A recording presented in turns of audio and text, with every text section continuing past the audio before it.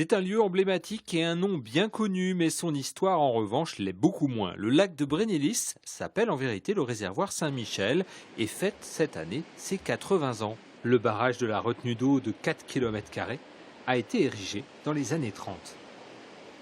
Là, on trouve le barrage Saint-Michel qui a été construit de la fin du mois d'août 1936 à décembre 1937 et mis en eau en 1938.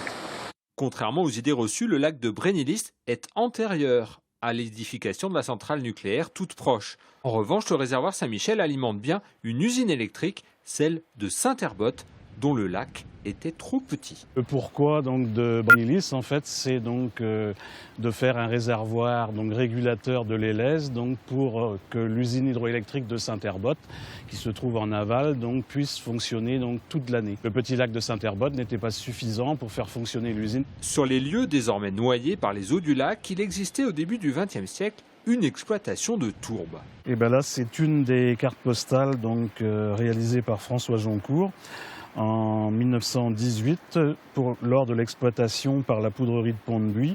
On est parti de la tourbe et pour arriver à l'hydroélectricité et plus tard le nucléaire. Les expropriations liées au projet du lac ont provoqué des remous. Plus de 300 propriétaires sur les 4 communes ont été concernés. La société cherchait à ce que ça lui coûte le moins possible. En 1931, il y a un comité de défense qui s'est mis en place.